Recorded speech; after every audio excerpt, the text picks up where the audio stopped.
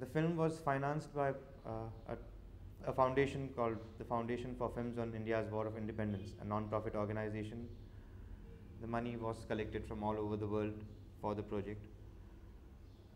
People like Mr. H.M. Patel was ex-finance minister of India, and Mr. Korean and others were behind this project. So a lot of goodwill was invested into the project, and it was great working on such a major motion picture.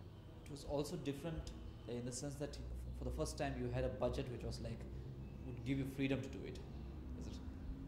Well, yeah, by Indian standards, the budget was substantial. But if you look at the scope and scale of the film and compare it with the international productions of the same kind, the budget was less than 10%. You know, and still we have managed a film which has epic quality and which can compete with any historical epic anywhere in the world. So also this thought that the bigger the budget, the more is the pressure from the market. The smaller the budget, the more reins does it give it to your creativity. I mean, do you agree to it? Not necessarily, because I mean, even Sardar Patel, it is not the profit motive which guides the basic making of the film. So there are no market constraints on the film that I made on Sardar Patel. On the other hand, the constraints that the small budgets impose upon you are also quite a killing kind of an experience. So in India, we are making films in all kinds of constraints, and that's why I think our economics is, in terms of film industry economics, must be the most competitive economics anywhere in the world. Nowhere else in the world people would be able to make films in the kind of budgets we make films in. So I think at this point of time, India is standing at a threshold where we can break through into an international market. The fact remains that India is the largest single film industry in the world, employing the largest number of people, producing the largest number of films, and a very wide range of films. The fact also is that at this point of time there is no dearth of talent in this country, whether it is in terms of actors and actresses or in terms of technicians. So all that is required is a little bit of ambition and a little bit of courage. What about this latest project of yours? Could you tell us something about it? What the storyline is about? Yes, it's a film called Oh Darling, Ye Hai India. Why did you give that name to it?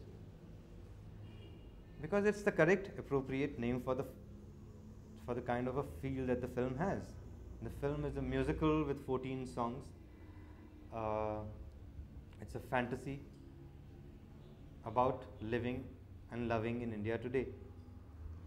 So it's a strange, surreal, high energy film, and I hope the audience will just enjoy it. It seems to be an extension of Hero Lal, is it? It's an extension of me. Hero Lal was made 5 years ago. I'm sure I've grown, and I'm sure it's a different kind of a film. I see. Talking about some of the movies, one sees this constant strain of comedy, which comes across in your movie, and that seems to be, what seems to be really endearing the movie to the audiences.